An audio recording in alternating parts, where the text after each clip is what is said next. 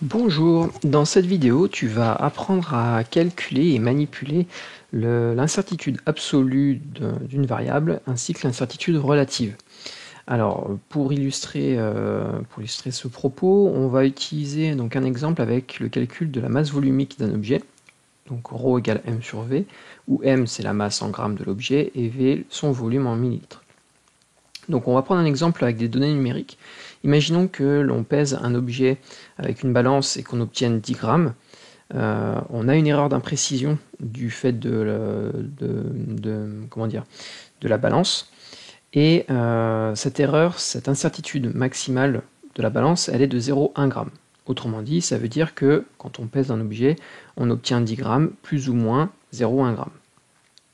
Ici, on mesure le volume de l'objet, on trouve 5 ml, et pareil, avec les erreurs d'imprécision du fait du matériel, on obtient une erreur d'impression d'au maximum 0,4 ml en plus ou en moins.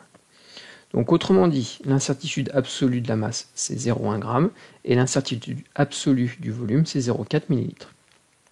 La question qui nous est posée, c'est comment peut-on calculer la masse volumique, donc ça c'est facile, mais surtout comment calculer l'incertitude absolue delta ρ de cette masse volumique et son incertitude relative, qui est l'incertitude absolue divisée par la valeur numérique de ρ, c'est-à-dire delta ρ sur ρ. Alors, pour répondre à cette première question, calculer la masse volumique, c'est pas très compliqué. On utilise pour ça la formule qui est marquée juste au-dessus. Alors la formule, je la remontre ici, c'est ρ égale m sur v. Donc ici, on va appliquer le calcul. Donc ρ est égal à la masse divisée par le volume, et on remplace par les données numériques 10 grammes pour la masse et 5 ml pour le volume, ce qui nous donne une masse volumique de 2 grammes par millilitre. Ok, donc la question c'est comment obtenir maintenant l'incertitude absolue delta ρ, c'est-à-dire l'erreur maximale que l'on puisse commettre quand on effectue le calcul de ρ à partir des erreurs que l'on peut avoir en mesurant la masse et en mesurant le volume. Donc en clair, quand on utilise la balance et un appareil de mesure du volume, on obtient des résultats légèrement différents de 10 grammes et de 5 ml. Donc la question c'est quelle erreur du coup on commet sur le nouveau calcul de ρ. Donc pour illustrer tout ça, on va traiter deux méthodes pour calculer l'incertitude absolue et l'incertitude relative. La première méthode est plutôt naturelle, c'est l'avantage qu'elle a. L'inconvénient, c'est qu'on va le voir, elle demande beaucoup plus de calcul. Alors, comment calculer delta ρ? L'idée est assez simple, c'est de calculer la plus petite valeur possible de ρ, donc que je vais appeler ρmin, et la plus grande valeur possible de ρ que je vais appeler ρmax. Et on va voir l'écart que l'on obtient avec la valeur théorique de ρ qui est de 2 grammes par millilitre. Donc on ρmin. Ρmin s'obtient en prenant la plus petite masse possible que l'on obtienne sur l'objet, divisé par la plus grande valeur possible du volume. Donc on y va, la masse minimale divisée par le volume maximal. Alors la masse minimale, qu'est-ce que c'est? C'est les 10 grammes théoriques, moins le 0,1 g. C'est-à-dire qu'au minimum, la masse que l'on obtient, c'est 10,0 moins 0,1, moins l'incertitude absolue. Et le volume maximal, c'est 5 ml plus 0,4 ml. Donc ce qui nous fait 9,9 grammes pour la masse de l'objet et 5,4 ml pour le volume de l'objet. Alors avec une calculatrice, on trouve environ 1,83 grammes par millilitre. Donc ça, c'est ρmin. On fait pareil pour ρmax. Je pense que vous avez compris le principe. On prend la masse maximale de l'objet et on divise par le volume minimal de cet objet. Ce qui nous donne, on va aller un petit peu plus vite, 10,1 sur 4,6, 5 moins 0,4. Pareil, avec une calculatrice, on obtient 2,20 grammes par millilitre. Très bien, donc du coup, on va se représenter tout ça sur un axe.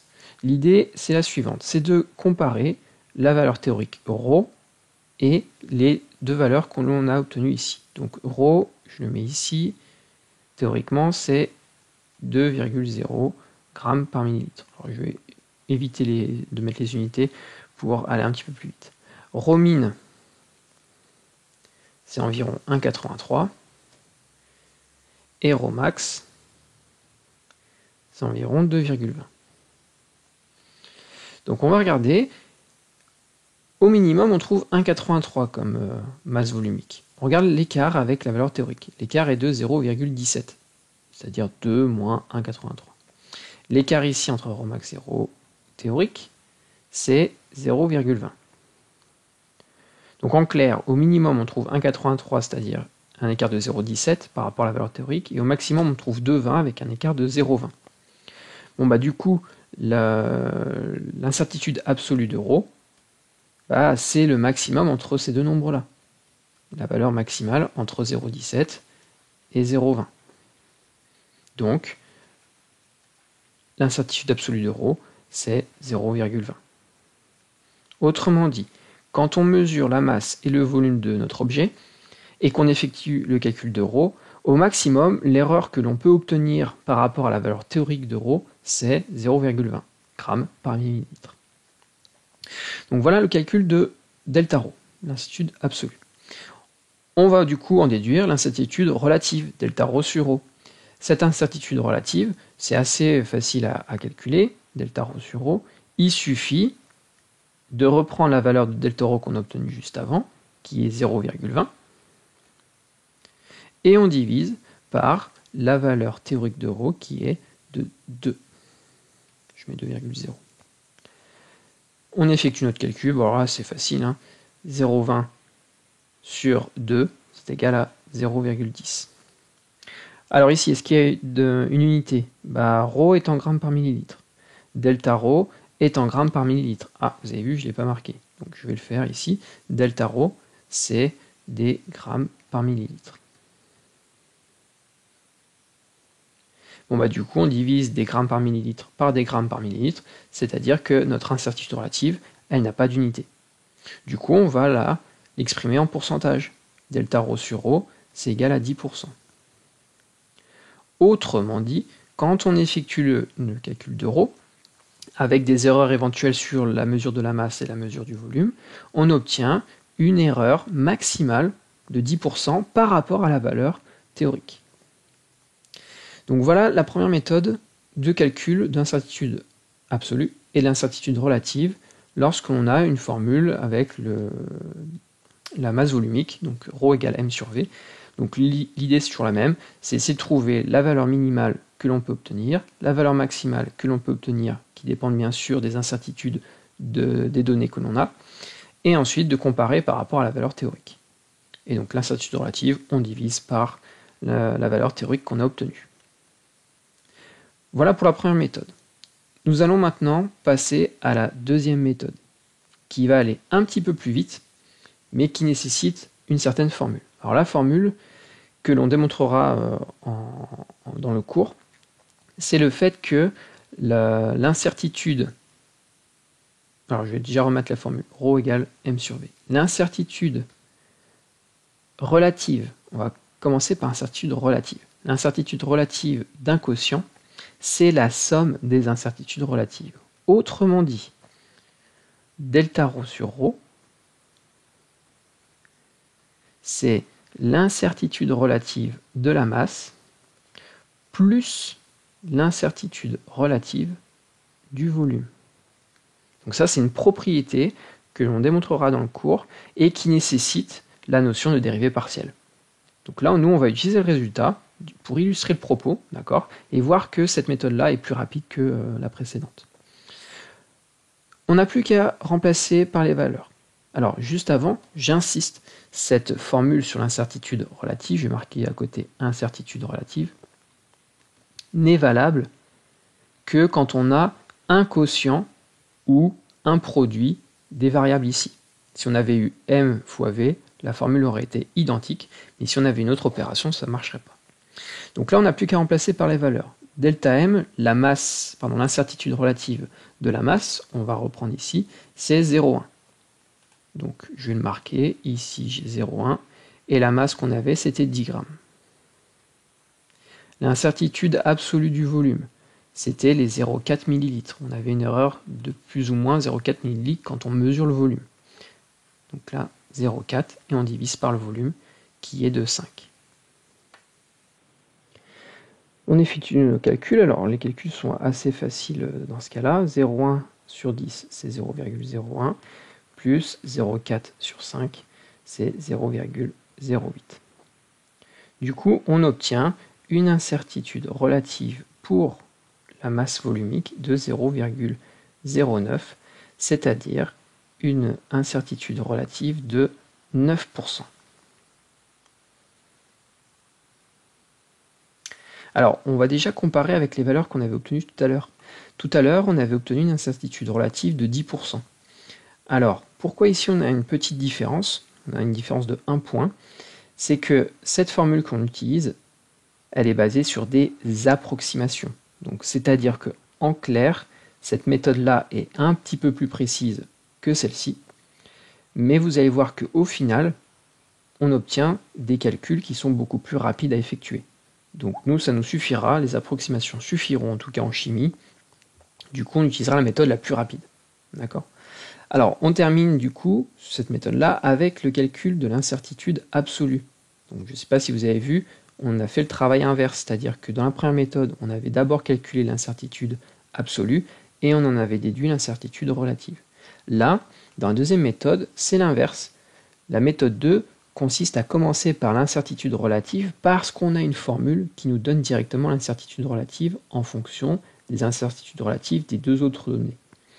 Une fois qu'on a l'incertitude relative, on peut en déduire l'incertitude absolue de manière assez simple parce que si on utilise la relation qui est ici, on en déduit que l'incertitude absolue, c'est tout simplement, on va l'écrire de manière générale, c'est l'incertitude relative multiplié par, il suffit de multiplier par ρ. Comme ça, les deux ρ s'annulent et on obtient bien l'incertitude relative.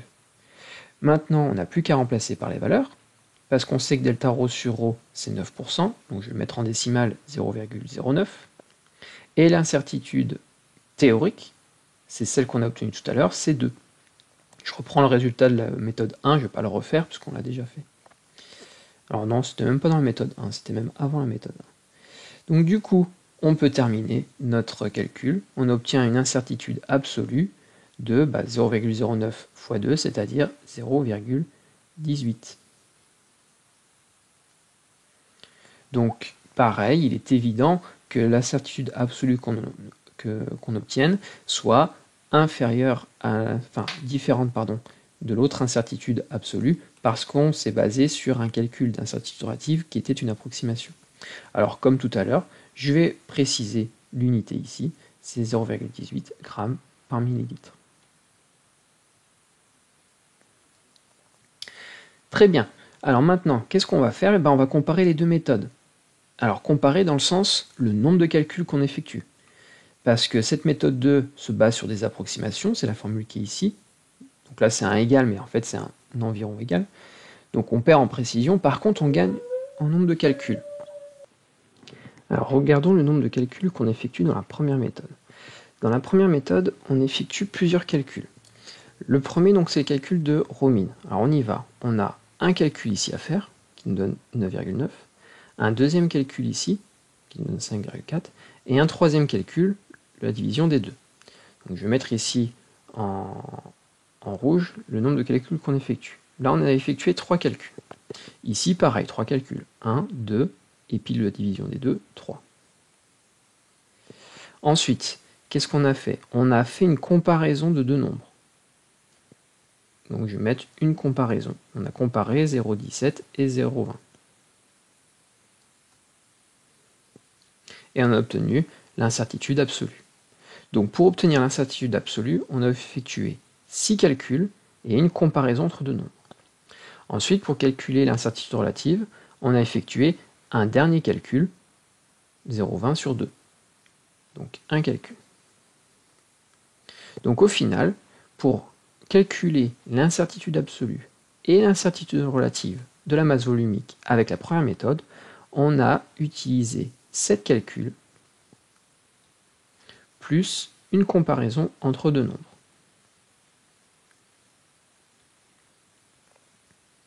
Ça, c'est la première méthode. On va regarder maintenant la deuxième méthode. Pour calculer l'incertitude relative, c'était notre premier calcul. On a effectué, eh bien ici on a effectué une première opération, 0, 1 et 10, on n'avait pas besoin de les calculer, ils étaient donnés dans l'énoncé. Donc une première division, une deuxième division, donc 2 calculs, on a obtenu 2 résultats, et ensuite on les a ajoutés, troisième opération. Donc pour obtenir l'incertitude relative, on a effectué 3 calculs. 1, 2, et puis 3, la somme. Et ensuite, pour obtenir l'incertitude absolue, on a utilisé le résultat qu'on vient d'obtenir, le calcul de ρ qui a été fait précédemment. Je n'y ai pas compté dans la méthode 1, je ne le compte pas dans la méthode 2. Et du coup, ça nous fait un quatrième calcul, ici, donc un autre calcul pour delta ρ, ce qui nous fait au final 4 calculs.